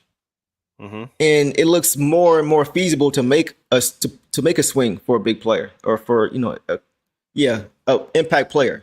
Do you pull the trigger on the Trey Murphy? I would. I 100% would. I think he's one of those guys that is worth a gamble of breaking up some of your young core for. Again, when you bring up guys like Derek White and think that that's a piece that you add on for when you have guys that have a star level ceiling. When you get rid of a star, you want to bring in another star or bring in another player that's going to help you get to a championship. And I don't think any of the other names that I've heard get you to that point. I think Trey Murphy's a guy that could be worth that kind of a gamble. I think he's a spectacular basketball player. So I think that's something, especially knowing that Trajan has ties to New Orleans. I think that's somebody that they should kind of, keep their eye on and monitor over the season. Bro, I was thinking that before there was, I don't know, bro. I was just thinking about it. We don't know what's going on with the B situation, or how it's going to play out, or when it's going to play out, how it's going to play out.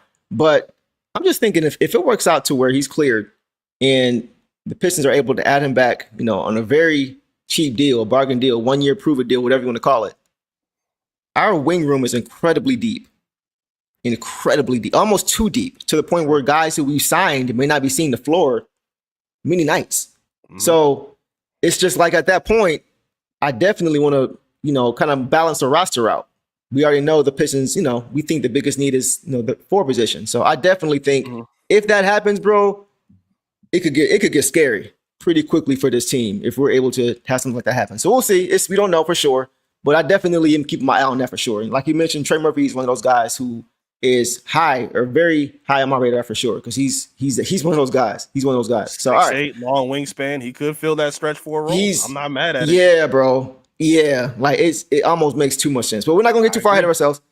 Let's get back to it. Let's move on to the New York Knicks, 51-31. Fair or foul? I think that's kind of low for him. I'm gonna be honest with you. I did too. I think this is the team that finishes number 1 in the East next season. I think I think it's still going to be dangerous. Again, I love them adding Jordan Clarkson. They needed another scorer to kind of help take some of the scoring load off of Brunson and off of Cat and, OG and Bridges.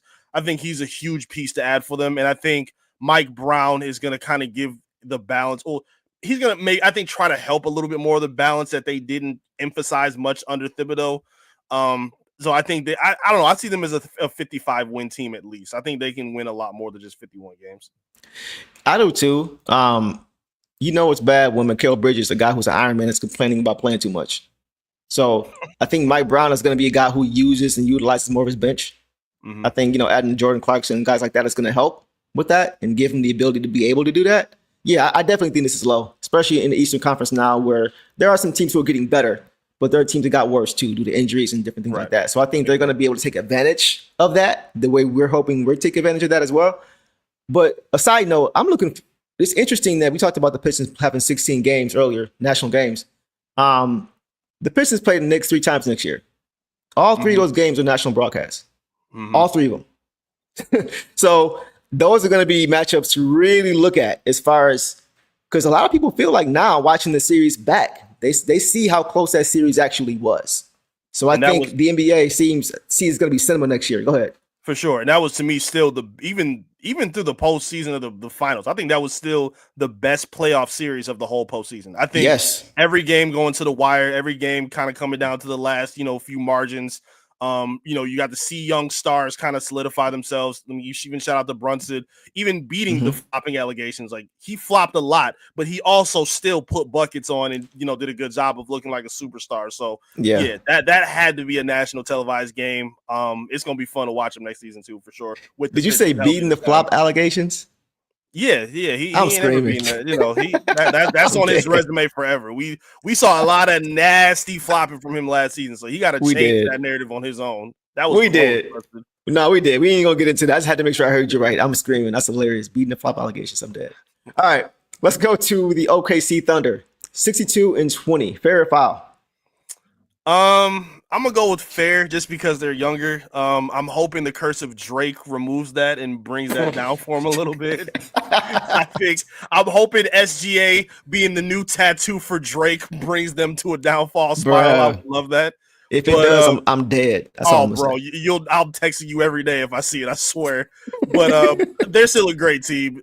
Jay Wills, they got a great foundation set. They paid everybody. They got their core set. They got their talented skill set really allows them to add a lot of guys that could or could not fit. Not was like could not fit, but a lot of guys that would fit their foundation. I like them as a 60-win team. I think that's fair for them. I don't think they'll get that many. Really? For the reason that I do think the Knicks will get more. I think as a top team in your conference, you'll be able to rack up a lot of wins against teams at the bottom, against teams that fell off. I think the West doesn't. It's not the case because the West from 1 to 8 at least is very competitive. So I think that's a lot. I think they're kind of like the opposite of the Cavs, or kind of similar to the Cavs. Where it's like, we won all these games last year, but what was the result? I think now that they've been there, they'll understand more so. Like, they're going to try to win every game, but I think they understand how to win in the playoffs. Right. So I think their focus is just going to be getting to the playoffs healthy, intact. And I think they're going to be willing to sacrifice a few games here and there throughout the season. If guys have knick-knack injuries, they may be more inclined to sit them more so than to let them play through it. Things like that. I see them kind of just managing throughout the season. I see them getting 50, at least like 55 plus. I'm not saying they're going to get 50, but I think they're going to be putting less of an emphasis on just having that high win total and more so just on managing and getting ready for the playoffs. But we'll see. I don't think it's like outlandish, but I just think they're going to be more focused on just making sure they're good and healthy. So, but you could be right. Yeah. If they were a little older, I would be with you. I think the fact they're still so much younger, I think that kind of puts them in a position where they could still go for it and lean on them playing a little more often. But you could be right. There's a realistic world where that happens. Fair point, bro. Can't argue that one. All right. Orlando, 49-33. Fair or foul? 49? I don't know about 49. When we get to the Pistons. Go ahead. Yeah, I don't know about 49. I could see them being closer to 45 than 49. Again, I wouldn't mind them, people assuming them to be a top 3 team in the East. I think 49 is a little bit high, though. I think they need to prove a lot more before I give them that many. I want to see what that core looks like with Bane. I want to see if that levels out their offense, after being one of the worst offensive teams in the league last season. I got to see that first. I don't know about 49. I would be more comfortable with maybe 40, between 44 and 47. I think 49 closer to 50 is a little high for me. Yeah, I'm at 46. I think when you add a big piece like a Bane to your team, there is an adjustment period. There's a grace period where guys have to get used to playing together. And I think we may see that early in the season with this team. It takes time. I think they can have a great second half to the year. I think the only way to get to 49 is if they have a great start. And I don't think they're going to have a great start just out the gate, just, hitting all cylinders. So I think 46 is fair. I think 49 is a little bit high, but I think they'll be in that ballpark. I think they're going to be a good team either way. Definitely going to be a good team. I agree. Yeah. All right, let's go to Philly, 38-44. Fair or foul? Oh, hell no. No way. Yeah. 38. No. Oh, hell no. Definitely. Yeah, there we go. I needed that. No, I see them. I don't see them being more than a 33-win team. I think they're in trouble. I think they're in trouble immediately. I think they need to start finding suitors for Embiid. I think they need to find a way to get rid of Paul George. I'm not high on anything about this team. I like Tyrese Maxey, but even he's a bit of a flopper and he's an undersized guard. So how long, like how much can he carry in that kind of a game? I just don't see it. I don't see this being any more. Maybe 35 is the best case scenario. I don't see anything more than that. I think they're in trouble this season. I'm dead how they're showing like all these teams with their star player who didn't play last year in street clothes. In street clothes, right? I'm screaming, bro. They doing this to everybody. Oh, that's hilarious. I'm with you. I don't see them getting more than 35. And there's not really much more to say. PG's not gonna be healthy to start the season, and B's not gonna be healthy to start the season. I just don't see it. It's kind of like the Clippers. Like they're not the Clippers, but they're not healthy. So I just don't see it. So yeah, 100%. Definitely not as much talent. Definitely not as much talent on that team. Right. Facts. Phoenix Suns, yikes. 29 and 53. Jalen Green is gonna help them that much, huh? All right. Ooh. Thoughts on that? Fair or foul? 29 and 53 for Phoenix. I'm gonna say it's a little foul. I think maybe around 35 I can see. 29 is tough. I don't know if I can see 29. I think Devin Booker's still a great player. Even when they use him as a point guard, which I don't think they should, but he still found the ability to be a good playmaker when they need it. I still think they have just enough talent on that team. Jalen Green, you got to figure it out, bro. Like I'm tired of hearing about your hype. I'm tired of seeing your off-season workout videos. Like you got to put it together. Like you're supposed to be. We heard about he could be the leading league in scorer. Like, all right, well, let's see it because that has not been the case at all through his career. So I still don't think 29. I think that's kind of low. So I'll give him 30. I'll give him around 35 wins, 32, 35 wins. Man, I think this is fair, bro. Really? I think this is fair. Yeah. Oh, wow. I do not think it's going to work with Jalen Green and Devin Booker. Oh. I have no confidence in that backcourt. And not because I don't think that Booker can't be a de facto point guard at times, but I don't think Jalen Green is a smart enough player to pair alongside of Devin Booker. Okay. I think Devin Booker's IQ is in a different stratosphere as a Jalen Green. And I think he's going to annoy him. I think he's going to irritate him. I really do. I just don't see it working. And I look at KD last year, and they couldn't do anything. So you swapped that guy out for Jalen Green. I don't really see it. I don't see them getting 30 wins next year, bro. Wow. I don't. I think this is perfect. I think 29 for them is fair. I think it's just not going to work. I think that's why KD wanted to leave. Defensively, they struggled, didn't give you anything. They were not consistent at all. Guys were checked out. They weren't put together properly. They're still not put together properly. I just don't see it, bro. Yeah, I don't see it. Even though I love Book and I think he can handle being a point guard, you saw him at his best when you had a primary facilitating point guard next to him. Exactly. Now you're trying to make him do both. Like I don't understand that at all. That's exactly it. I'm feeling okay. Yeah. But yeah, we'll see. I mean, I'm a D Book fan. Right. I don't like him. I don't like seeing him go through this because he's such a good player. I feel like he's just kind of riding away. Mm-hmm. I know he's comfortable in Phoenix and he loves Phoenix, but it's just hard for me to watch him just struggle like this basketball wise because he's such a good player. Totally agree. Yeah. All right. Let's move on to Portland. 36 and 46. Fair or foul? Well, actually, I kind of do like Portland. I think Shaedon Sharpe is going to have a breakout season. I really, really like him a lot. Yeah. Scoot is kind of coming along to some extent, and I'm obviously going to support anything Chauncey Billups. I can see this being fair, though. I'm not mad at 33, 36 wins. Again, it's a really, really young team. I think they really did a good job of adding some of the needed pieces that they have. And this is another team that is getting better with the experience as well, as we saw with them coming strong last season and making a push for that play-in position. I think they could be a play-in team next season. So, yeah, I'm okay with 36 wins. I don't know if actually that's going to get them enough, but based on where they are now, I think that's fair for them. It's 36. I do too.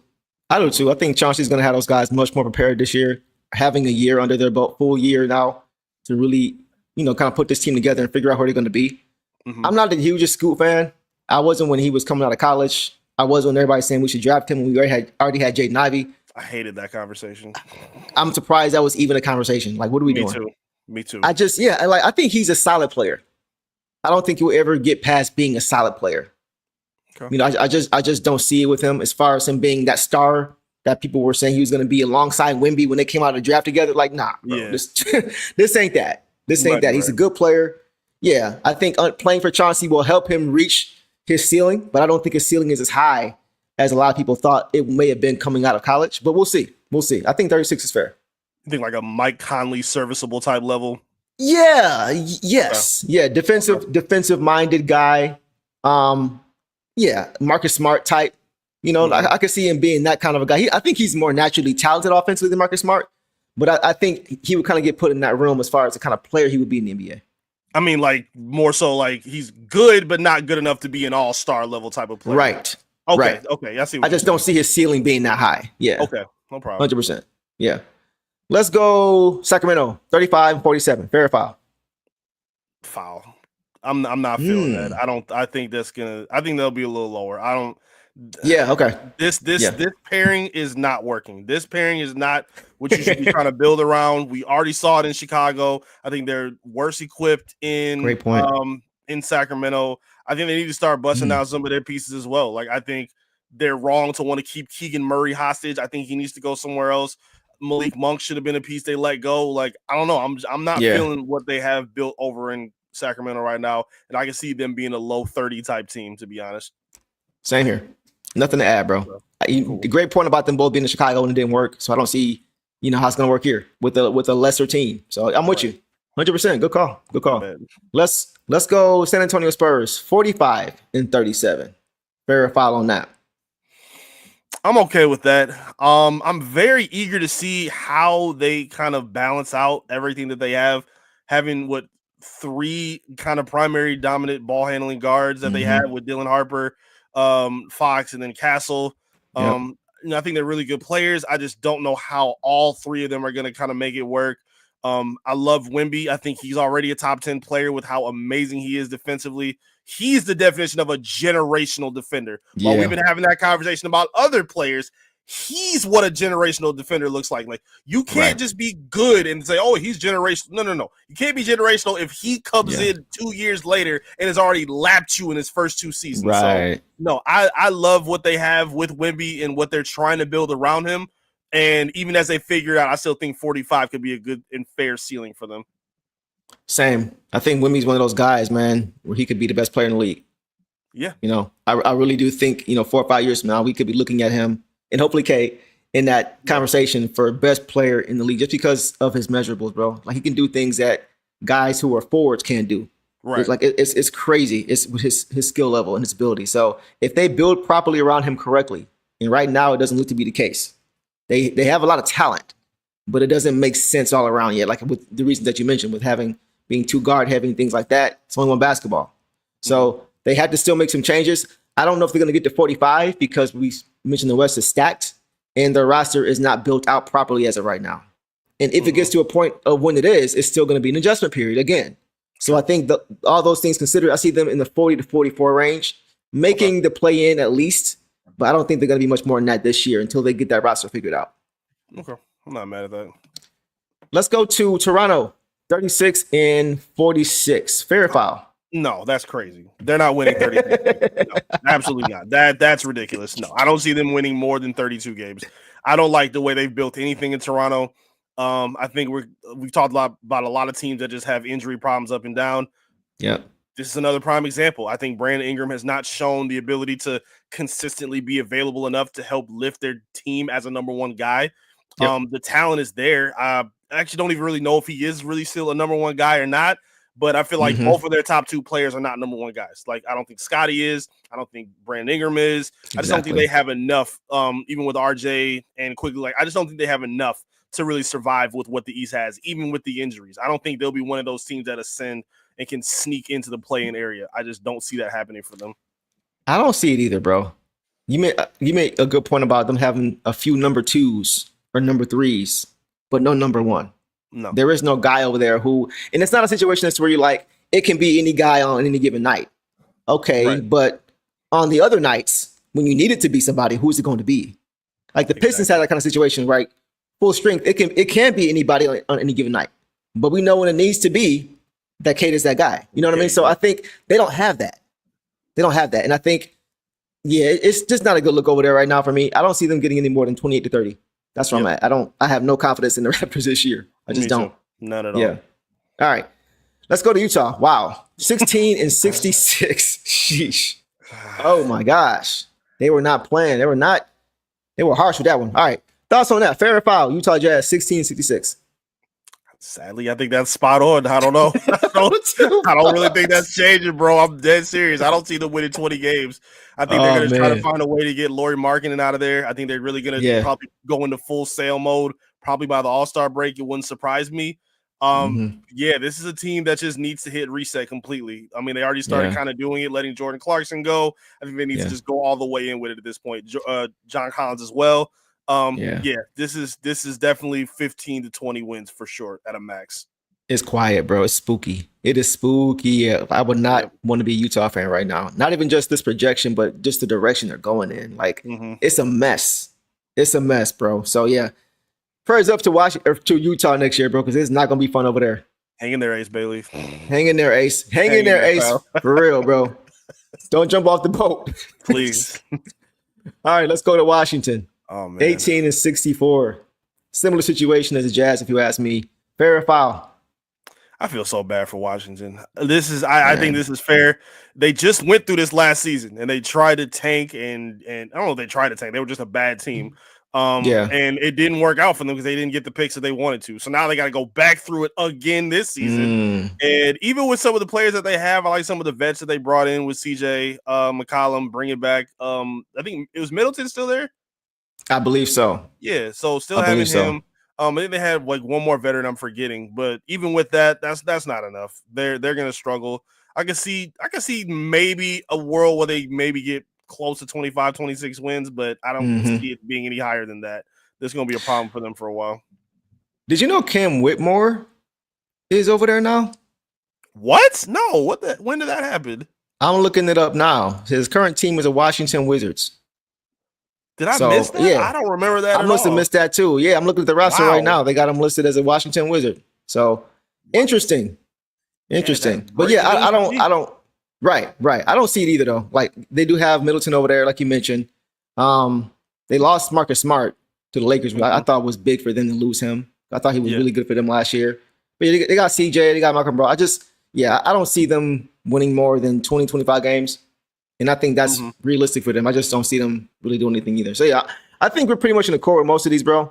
But let's go back to the Pistons now. We talked about everybody else. We want to say the Pistons for last so we can kind of talk about it more so in depth. So let's go ahead and look at the Pistons projection for next year, according to Bleacher Report. 45-37. So Eric, do you think this is fair or foul for the Pistons? I think this is 100% fair. I think the Pistons should be looking at this as like their floor for next season. I think they should be trying to win. They should be in that 45 to 50 win gap in some way, shape, or form. I think this is fair for them. Again, the Pistons have a really good opportunity, man. I think the East is good, but I think the Pistons can be one of those teams that I don't want to say they could be surprising based on what they did last season. And if you've been paying attention, which some don't, but if you have been, I think you realize how much talent is there. I think you realize that even though they're a young team, I feel like they're so selfless that it's easy for their development and their gelling to kind of work a lot quicker based on what we saw last season. Like Asar is a very pass first guy. He's very unselfish. Ivy's very unselfish. Dern's very unselfish. Cade is very unselfish. And like JB, again, we talks about that all the time of being able to sacrifice and set your teammates up and uplifting the other guys around you without stepping on them as well. I think the Pistons do a really good job of playing together. They're very dialed in defensively. I think they have just enough, and I think having a healthy Asar and a healthy Stewart returning as well, I think is going to be major for them. Yeah, I see this being fair. I think 45 to 50 wins is a very realistic atmosphere for them. Now, where that takes them, I think it could be, as maybe high as 2, but maybe as low as 5. But I think they should be aiming to be in that 45 to 50 range to really note some success and then try to find a way to win a first round series as well. I think those should be their 2 biggest goals on top of trying to find out who in the young core fits best around Cade Cunningham. I think getting 45 to 50 wins and winning a first round series are the 2 biggest goals that they should be looking for. 2 biggest goals. Yeah. Okay. I'm not mad at that. I personally think this is too low. I think 45 is too low. Yeah. Okay. Yeah, I definitely. And I mean, for obvious reasons, I think, we had a lot of fans people in general have not paid attention to the Pistons the way we do. I get it. I don't think 45 is disrespectful. I don't think it's foul. I just think it's low. And I think the reason being is because I mentioned it before, but the Pistons started off 0-4 last year. Right. With newness across the board. So it's a lot to ask of a young team with a new coach to just come out of the gate swinging, winning games on the fly when you're trying to establish roles, right? When you're trying to establish an identity and when you're trying to play to that identity consistently at a high level, that's a lot. Right. And I think that's why they started off so slow. But this year, they know who they are. They know how they have to play to be successful, right? Roles have been defined. They know how to play to their identity. And they've had time to gel and develop chemistry last season. And this offseason, right? We mentioned with Asar, he didn't have it last year. So last year was about establishing who they are. This year is about, with most of the same guys coming back, it's about getting better at who they are. And so that's why I think that they're going to come out of the gate strong, because I can see them getting off to a quick start, fast start. And I think that is going to be the biggest difference between them when it comes to playoff seeding. What's your response to that?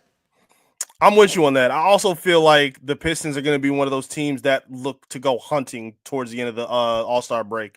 I think they're going to look to find pieces that they can fit and add, assuming Malik Beasley doesn't come back. I feel like they're going to be looking for that next piece that kind of solidifies that next step, because while they don't want to skip steps, they also understand how hungry these young guys are. They've been through the lows of the lows in terms of losing under Monty Williams, going through rebuild after rebuild, and just going through so much uncertainty. I think after finally tasting that success and knowing how good they can be, I think Trajan has that in the back of his mind of, we want to be patient, but we're not trying to, miss a window of opportunity either. Right. Like, I feel like the Lions have been doing that, which is a different conversation. But I think Trajan kind of understands, based on what they were able to do last season, I think they want to kind of keep this thing taking in the right direction.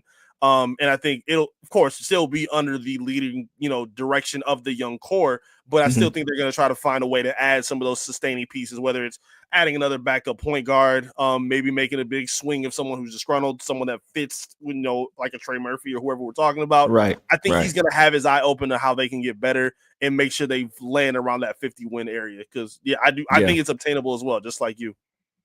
Yeah. Tara says Pistons will win 50 to 55 games. Mr. Moss City says, go ahead and say it. Detroit wins 52. Okay. Devon says next year, Pistons will break out. This year will be interesting, though. So if you want to elaborate on that, Devon, as far as what you mean, because it sounds like you're not punting on this year, but it sounds like you have a tempered expectation. But the following year, it sounds like it is what you're really looking at. So if you want to elaborate, you can go ahead and do that. But yeah, bro, I totally hear what you're saying, man. Like, I think the Pistons, you have to acknowledge that this roster does look different, right? They have made changes to the roster. Losing Beasley, at least temporarily for now, losing THJ, losing Schroeder, those are big losses. Like, I'm not going to act like they're not, because those guys are very key to what we did last year. Right. But I think the additions of Karis LeVert, Duncan Robinson, J.I. returning, I think that's going to be enough to make up for that loss. I think right now, if we're being honest, chat, chime in. I feel like right now that most people feel the exact way about Duncan Robinson right now as they felt about Malik Beasley this time last year. I don't think anybody was just right. I don't think anybody was over the moon that we got Beasley. Like, oh, we're gonna make some noise this year. We got bees. Nobody was really. They knew. Okay, we got a good shooter, spacer for Cade. Okay, cool. That's cool. I kind of feel the same way about Duncan Robinson right now, as far as how fans are receiving it, and I think that's fair. I just think that come the end of the season, we may have a different lens on him than we do right now. The same way we had with Beasley now and before the season started last year. So I just think that coach understands how to get the best out of his guys. And I don't think anybody could say that they were disappointed with Bees, with high performed, disappointed with THJ, disappointed with Schroeder. All those guys pretty much played at least to how you thought they would play. So I want to say this too. I think with regards to the record and, the trajectory for next season, everything, I think too much emphasis right now is being put into the changes made around the margins. And not enough attention is being put on the core, because the core holds the key to success, right? So I think the growth from the young core is most important. And that's why I think, once again, that many are going to be really surprised pleasantly by how next year goes, because the supporting guys are going to play their role and at least kind of, compensate for what we were missing. But I think those leaps we see from the core is what's going to be the most glaring difference. I think in terms of expectation, because I agree with you. Yes, nobody was doing jumping jacks about adding Tim Hardaway Jr. or Malik Beasley last season. Even Tobias Harris, like people were all like, "Oh God, here we go, another Right. kicking the can down the road season." And I feel like it's a little bit different just because even though, like, granted, Duncan Robinson got the 3-year deal, but it's not as it's structured to the 3-year deal. Like they can still get out of it the following season or the season after that.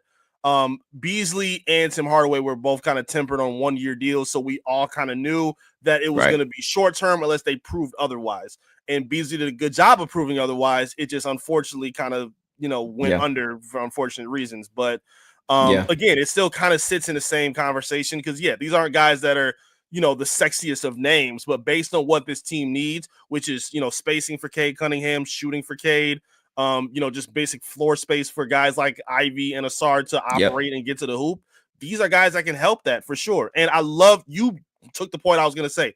JB Biggerstaff, I think, is one of the best coaches at getting the most out of his guys. He makes sure that everybody is motivated and everybody is doing their job. We're not going to lean on just Cade to give you 50 and 10, for a whole month. Everybody's going to have to do some of the heavy lifting no matter what it takes. And I feel like he's done a really good job of holding guys accountable, making sure that they maintain their responsibilities and give their best on both sides of the ball, especially on defense. So, I think he's going to do a good job of being able to get the best out of those guys, especially Karis LeVert, who's, excited about being able to work with him. I think this is super important for them. Definitely, bro. Definitely. Devon says, I feel like we will be good, but next year is when we are locked for top 3, best in the East. I can see that. Mr. My City brought up a guy. If you got a quick minute, Eric, we can talk about him, Javonte Green, for a quick minute. Dog Pound member for show, he said. Shout out to Adam. Adam, what's going on? The legend is in the building. What's going on, bro? Adam? Big fan, Adam. Bro. Yes, sir. He says, nice to see Eric here, too. Hey, we need to see you back out here, bro. Yeah. If you ever want to come on the show, let us know. We definitely make that or get that done for sure. Yeah, we got y'all show some love to Adam. Go ahead. Adam's fantastic. I'm a huge fan of Adam, man. Shout out to Adam. Absolutely. Absolutely. Yeah, for sure. Shannon says, I want to see what we do with J.I. back, 100%. Digging the shades. You already know how we do it, bro. I never see you on. So this conversation could get really sticky really quickly, but we're not going to. I'm gonna let y'all talk about that later on if y'all want to. But Adam, you have some fans here, bro. So I will definitely leave it at that. He says, when my forced retirement is over, we're going to circle back, bro. We definitely going to talk about that for sure offline, for sure. You got 2 big supporters right here, man. Shout out to Adam. 100%. All right, man. Let's get to the last thing really, really quickly. I saw somebody mention in the chat. Javonte Green, bro. So the Pistons have added wing player Javonte Green to a 1-year deal. The terms of the deal, I don't think as of right now have been disclosed, but we do know that it is a 1-year deal for Mr. Javonte Green. So I just kind of want to get your thoughts on the Pistons adding him, bro. He's a 6'5" guard forward. He's listed at 220 pounds. Last year with the Cavs and Pelicans, he averaged 5 points, 3 boards, and about 1 assist in 18 minutes. So, Eric, what are your thoughts on the Pistons adding another wing player in Javonte Green to the roster? I think it's a helpful addition. Again, I don't think he's a guy that, moves, heaven and earth for them. But, they have a position where they needed to add another body. I think they had 13 roster players before they added him in there. And again, at this point, you're not going to see a whole lot of big swing names that are added in. So I'm okay with Javonte. You need as many defenders as you can, and having another wing guy that can kind of take some responsibility and help for a guy like Asar Thompson. Again, I think I really want to see them add some more quality veteran defenders around him instead of just making Asar, tag everybody. But I like him. I think he was, helpful with the Bulls. Hasn't really played a whole stretch of, games on just one team. He's kind of bounced around a lot. But again, working under a guy like JB Biggerstaff, who's gonna, help you give an opportunity to, earn your way, play good defense, work hard, understand the team's culture. I think it's a great opportunity for him. Again, I don't think he's a guy that, moves, heaven and earth, but I think he can be sufficient based on some of the dirty work needs that this team could have. So I'm okay with it. I think it's a good addition for him. Before I add on to that, he's on Demon Time tonight. So he's definitely trolling tonight. Oh, you wildin'. Adam says, do you think the Detroit Pistons should sign Killian Hayes to give the Pistons? He's just trolling, bro. Like all around, bro. Foolery. He's All turning right. down. He's turning down overseas deals. He's ready. He's ready to go. Bro, did he get picked back up with the Nets? I don't know. He was trying to get back. I don't think back so. on. I don't think so. Bro. They might maybe later on, but yeah, I don't think so as of right now. Sheesh. Okay. All right, we'll leave that there. Yeah. Man. All right, man. As far as Javonte Green, I think you made some really good points. My initial thought was he's not a big. We need a big. Why don't we get a big? That was my first reaction. Because the Pistons do still need more size in the front court. But a lot of what you said has kind of resonated. Once I got past the fact that he wasn't a big, I just kind of looked at the player. And he's 6'5", so he's a little undersized. But he's got a 7-foot wingspan. Yeah. So he's very long and very rangy. For context, Tayshaun Prince had a 7-foot wingspan. But Tayshaun was 6'9". Yeah, he was a little taller, Javonte Green is 6. Yeah, he's only 6'5". So it's rare to have arms that long when you're only 6'5", but that allows him to play bigger. And just watching him, what I saw, what jumped out is he's a dog. He's a dog. He plays with a very high motor. To me, he's kind of like a smaller smaller Draymond Green as far as how they play. All out effort, just more athletic, but not quite as big. Mm-hmm. And he's not a star, not a star player, not even a starting level player, probably not. But he can affect games with his energy, his effort. And that sounds like quite a few guys on this team. So I think just his motor and what he brings to practice, what he brings to the game, what he brings to the locker room, they're not going to drop up any plays for Javonte Green. Right. But he can tilt possessions, right, with his defense, turn defense into offense. I think he shot 34% from three over his career. So he's not a sniper, but he's respectable. I mean, he's better than some of the guys we have as of right now, right? So as far as being able to shoot the ball spread the floor. And I did notice his makes, a lot of them came from the corner. And I think that's where he would probably be utilized the most. But he's also a good mover without the basketball. He's solid in the dunker spot. He's a great cutter out of the corner. A lot of the things that we saw Asar do offensively, as far as playing off ball and cutting when the defense breaks down or helps off, is what he does.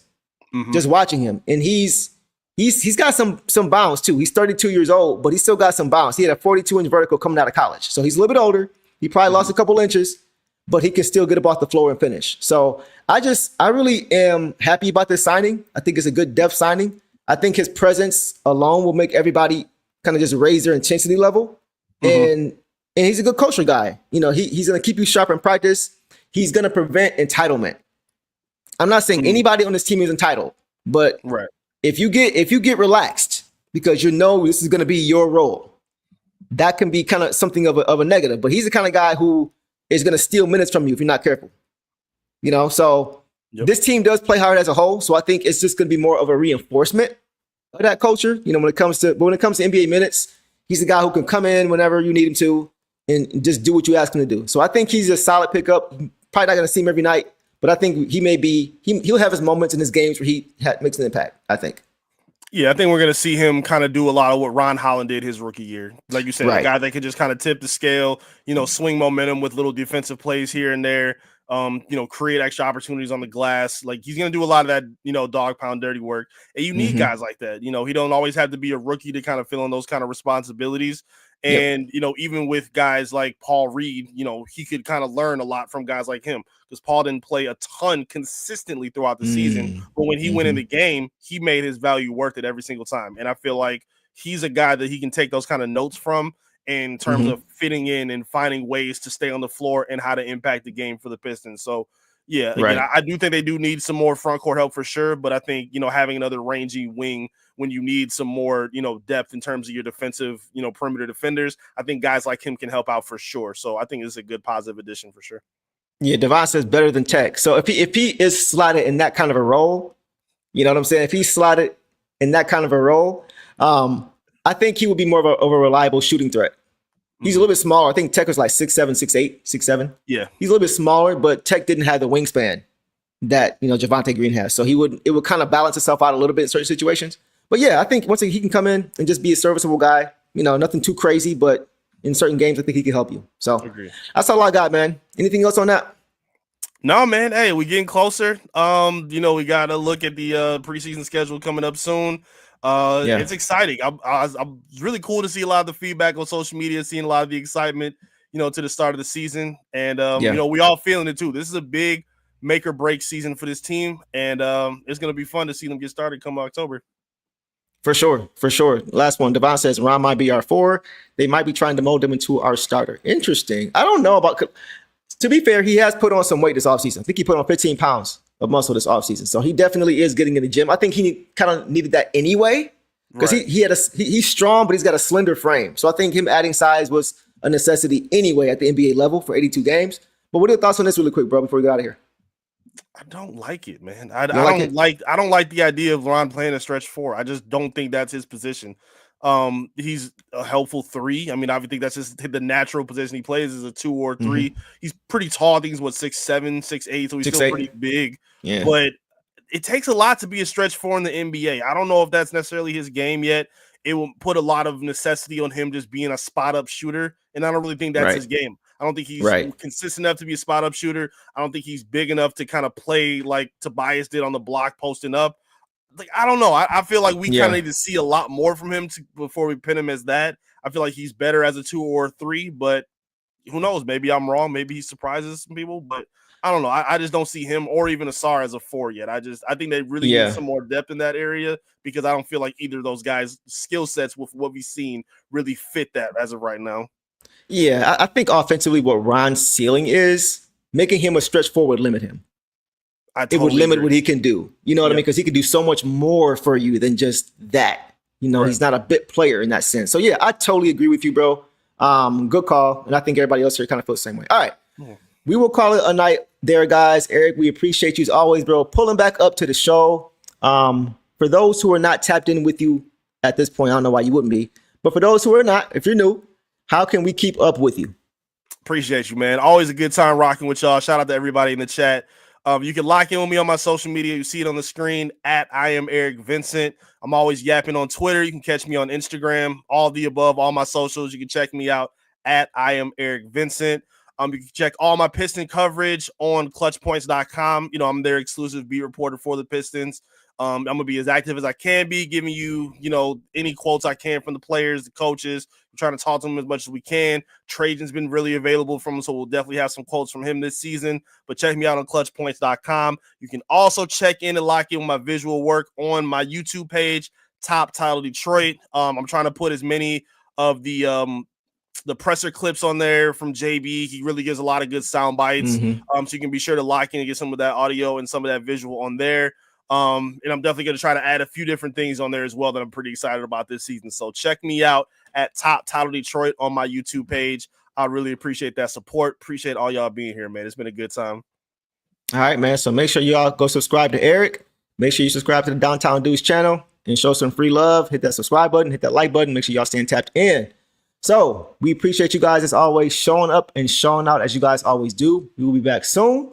But until then, we will catch y'all on the next one. And y'all know what it is, man.